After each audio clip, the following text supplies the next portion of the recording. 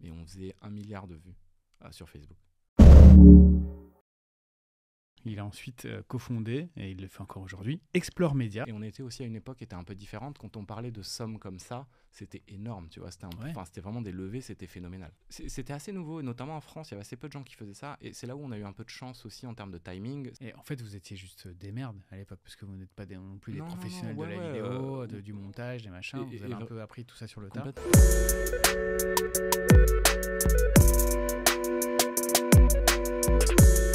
Enfin, t'avais pas de la rémunération à l'époque, donc c'était juste des vues, tu vois. Mm. Mais ouais.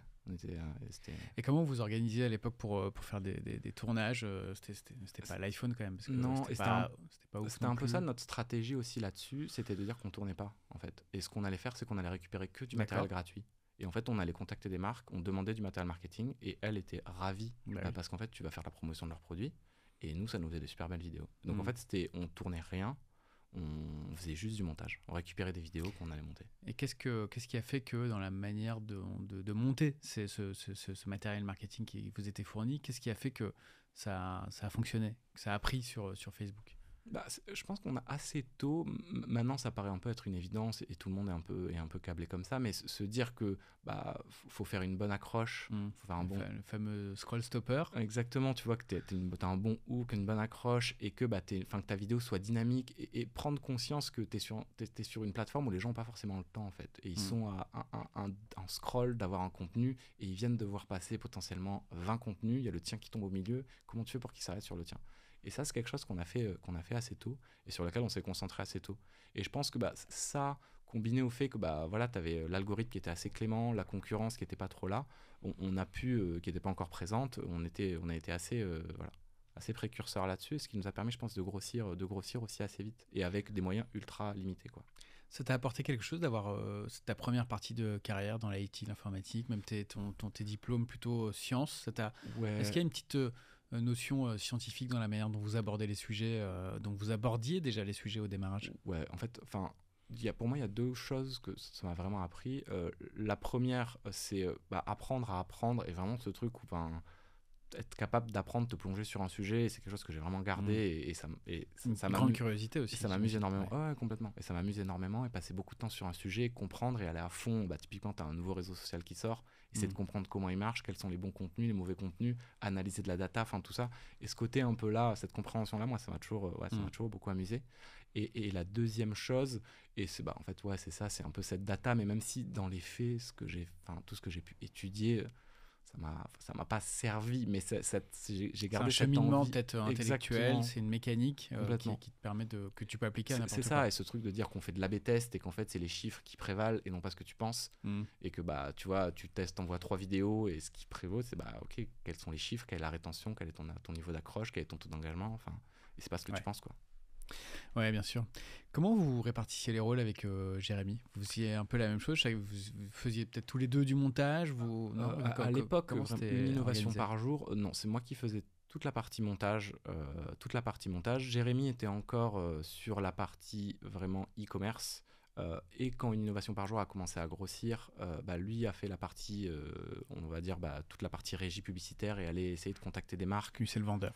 Exactement, lui, c'est le vendeur.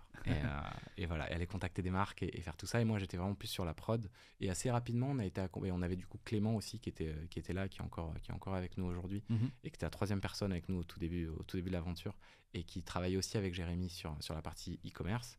Et après, on a recruté des stagiaires à l'époque, parce qu'on n'avait pas trop d'autres moyens, et pour nous aider un peu à monter, et des gens qui savaient un peu monter en fait, pour essayer de sortir un peu d'e-movie, quoi. Faire des trucs un peu plus. Et t'as réussi à trouver à l'époque des stagiaires qui avaient un bon niveau de montage, en tout cas. Ouais, complètement. Mon montage, ça se trouvait assez. Après, c'était assez. C'est dur aujourd'hui, hein, trouver des bons monteurs, non ? Non, franchement, non, ouais, on a vraiment une bonne équipe. Ouais, je sais plus, on a vraiment une bonne équipe. Ouais, non, franchement, on est très content. Et voilà, donc voilà, c'était plutôt, on était accompagnés sur le montage, et j'ai vraiment gardé la main sur la prod pendant pas mal de temps. Et voilà, maintenant, je le fais plus du tout, mais. Et alors, à quel moment vous vous êtes dit, tiens, une innovation par jour, c'était sympa, mais il faut qu'on passe à autre chose et qu'on change aussi de nom ? Déjà, le nom innovation par jour, on n'a jamais réussi à le changer. La page s'appelle encore une innovation par jour. Ouais, elle la existe page encore, Facebook. elle existe encore, elle fait encore beaucoup de vues d'ailleurs. Mais elle s'appelle encore une innovation par jour. Et après, en fait, c'est vraiment, on s'est transformé en média, Et c'était au fil de notre croissance, on s'est rendu compte qu'il y avait vraiment ce besoin aussi de se structurer, d'être un média, d'avoir des journalistes, d'avoir des monteurs, d'avoir des motion designers, d'avoir une régie publicitaire. Et c'est là où on s'est dit, en fait, une innovation par jour, ça c'est juste une page Facebook et il faut qu'on présente ça un peu différemment. Et donc on a créé vraiment cette structure Explore Media. Et c'est voilà, quand on a commencé à lancer le Instagram par exemple, quand on a commencé un peu à se diversifier, quand on est parti aussi à l'étranger, on a commencé à regarder, vraiment créer cette structure-là. Parce que une innovation par jour, c'était un peu un nom de page qui était juste qui parle un peu de lui-même et tu vois la promesse est dans le nom, tu vois, mais c'était pas quelque chose où on pouvait vraiment construire là-dessus, quoi. Sur Facebook, tu avais des milliers de pages qui se créaient chaque jour, les groupes, pages thématiques, des groupes. Les groupes à l'époque, tu avais un vrai truc, des gens qui trouvaient un bon nom de groupe pouvaient avoir genre des dizaines de millions de personnes dans leur groupe. C'était une période qui était un peu différente. Ouais. Ok, donc vous avez monté cette structure, Explore Media. Tu t'as dit là à l'instant que il te semblait important de recruter des journalistes. Explique un peu pourquoi c'est important d'avoir des journalistes dans une équipe. Vraiment pour le fond en fait, dans le sens où nous on essaie de prendre un peu le meilleur des deux mondes, la partie vraiment créateur économie et la partie média. Et dans la partie média, et ce qui est ultra important pour nous, c'est de raconter des choses qui sont vraies, qui sont recherchées, qui sont vérifiées. Et ça en fait, c'est des journalistes qui font ça. Et qu'ils font, ils ont fait des études là-dessus, ils sont super forts. Ils sont tenus aussi par leur carte de presse, leur engagement. Effectivement, mais qui ont vraiment cette volonté-là et qui sont, on se repose beaucoup aussi sur les journalistes parce que quand on raconte quelque chose, on veut que ce soit vrai, forcément. Et donc, c'est pas un avis qu'on donne, c'est pas, on parle de faits, Vous avez déjà publié des trucs faux ? Non, et des erreurs, oui. On a laissé passer des erreurs, oui, et tu t'en rends compte, et soit tu supprimes ta vidéo, soit tu fais un gros erratum.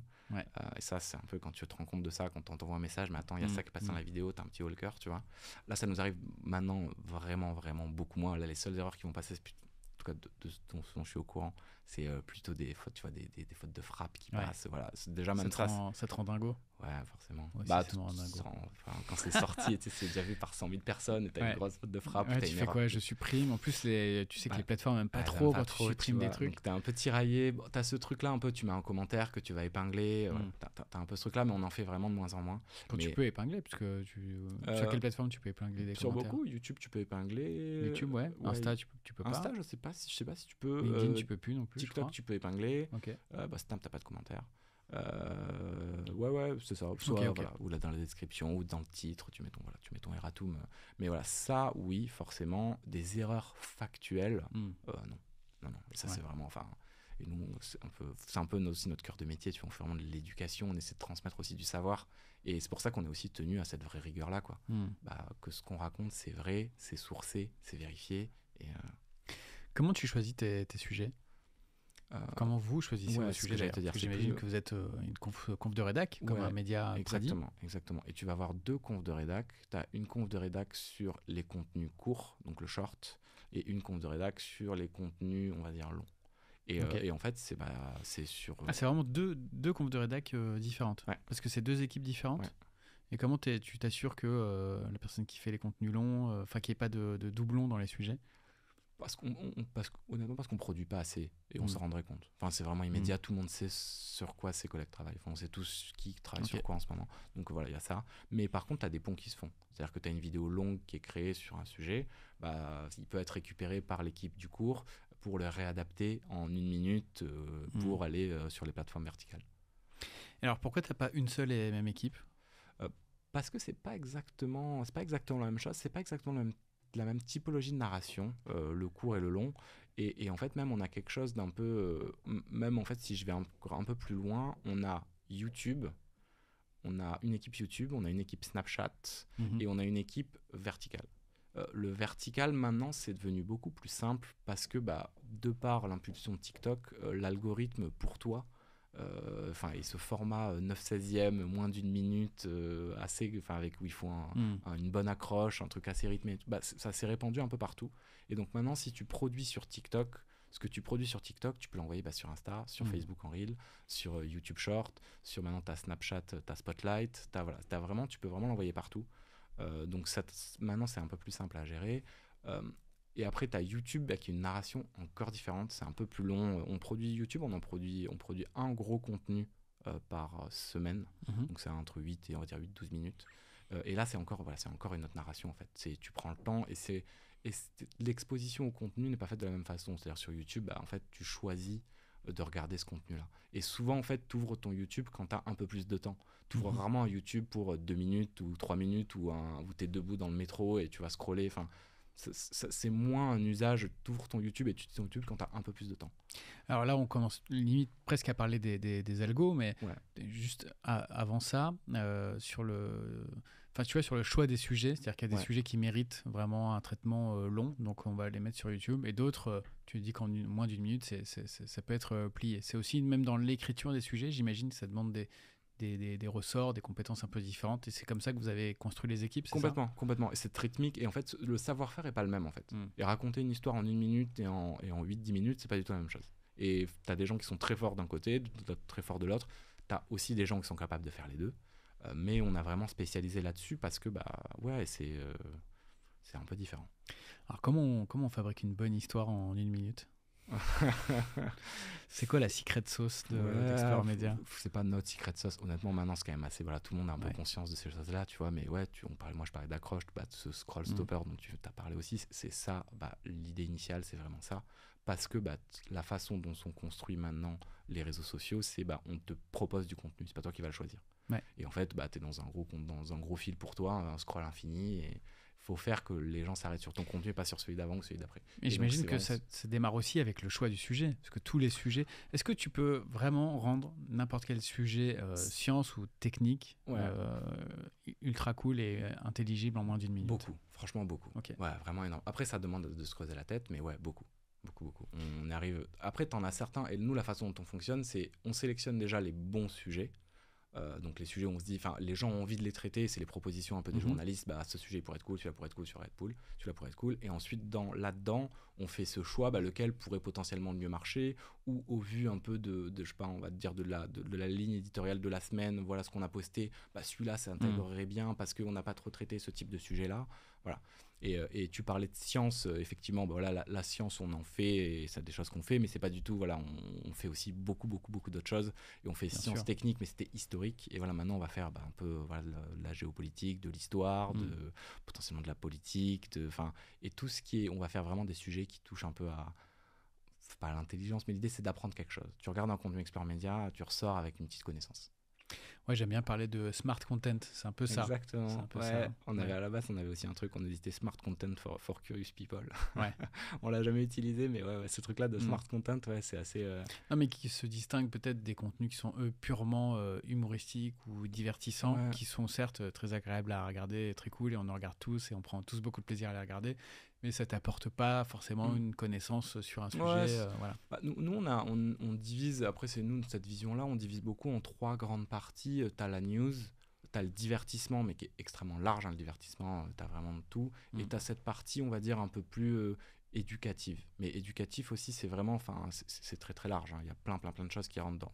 Tu apprends quelque chose sur un contenu, on t'apprend quelque chose, et il y a toute cette partie-là. Et voilà, nous, c'est un peu cette partie-là qu'on souhaite préempter. T'as déjà eu Tu pourrais me citer une vidéo où tu te disais le sujet est sympa, on le publie, mais le truc a fait un énorme carton. Ouais, après ça, t'as de l'époque avant, au tout début, quand on était une innovation par jour, on était beaucoup plus gadget à l'époque, et c'était, on avait fait une ceinture pour chien. C'était une ceinture dans ta voiture, une ceinture pour chien. C'était vraiment le tout début. Une ceinture automobile, quand tu mettais ton chien à l'arrière. Et on avait fait, je sais pas, on a 50-60 millions de vues, je pense. Tu vois, sur ça. Et tu te dis, à la base, tu te dis, bon. Mais sur des IP France en plus. Là, on faisait de l'international à l'époque. Ok, donc c'est-à-dire que la voix off était aussi en anglais ? C'était que du texte, en fait, on traduisait le texte. Ouais, c'était vraiment l'époque Nowsys, tout début Nowsys. Ouais, et donc, t'as ça. Et après, maintenant, Attends, pardon, mais juste sur le texte. C'est-à-dire qu'en France, en français, t'avais les textes, t'avais des sous-titres en français. En fait, c'était... Et sur le Facebook US, t'avais les sous-titres en anglais. Exactement. Et c'était des textes qu'on allait coller sur la vidéo. Et c'était un peu mais ça, c'est pas le player de Facebook qui générait. Non, c'est nous qu'on le faisait. C'est-à-dire que tu avais 2 versions de la vidéo ? Ouais, 3 même. 3 versions. Français, anglais, espagnol. Ok. Et donc là, quand tu me parles de 60-70 millions, c'est les vues cumulées de ces 3 vidéos. Sur les 3 vidéos. Ouais, parce que Facebook ne gère pas le multilingue. Enfin, tu peux pas lui dire, tiens, pour cette vidéo, il y a 3 versions. Non, je crois qu'ils le font pas. YouTube maintenant commence à le faire avec ton dubbing voix, mais ouais. font pas. Mais voilà, tu vois, et ça, c'était un peu les premiers trucs où tu fais des scores comme ça, tu te dis, ok, d'accord. Et là, maintenant, ouais, honnêtement, on en a pas mal. Un peu. En fait, t'as tes surprises dans les deux sens. T'as des bonnes surprises où, en fait, tu te dis, ce sujet est cool. En fait, tout ce qu'on sort, quoi qu'il, on y croit. Et on a aussi ce truc-là, et on pourra peut-être en parler après. Tu vois, on produit peu, et on a vraiment cette volonté de, quand on produit un contenu, c'est parce qu'on, selon nous, c'est un bon contenu. Et on veut le poster parce que, selon nous, c'est un bon contenu. Et voilà, donc quand on le pousse, on y croit. Mais il y a des contenus, tu y crois à 300, 400 000 vues, et ils vont faire 2, 3, 4, 5, tu vois, tu peux même faire des 10 millions, toutes plateformes confondues, tu peux faire des 10 millions de vues, et ouais, cela, c'est toujours des bonnes surprises. Et à l'inverse, tu as des contenus où... C'est ce que j'allais dire, sur lesquels tu misais énormément, et tu dis, ça, c'est sûr que ça va cartonner, au final, c'est ça, après, t'as pas de boule de cristal, et c'est un peu, Flop chez vous, c'est 4 millions de vues, quoi. Non, j'aimerais bien. Non, on fait encore. Après, ça dépend les plateformes. Après, les flops sont différents sur un TikTok, sur Instagram. Bon, on va parler après des différentes plateformes et de leurs algos respectifs.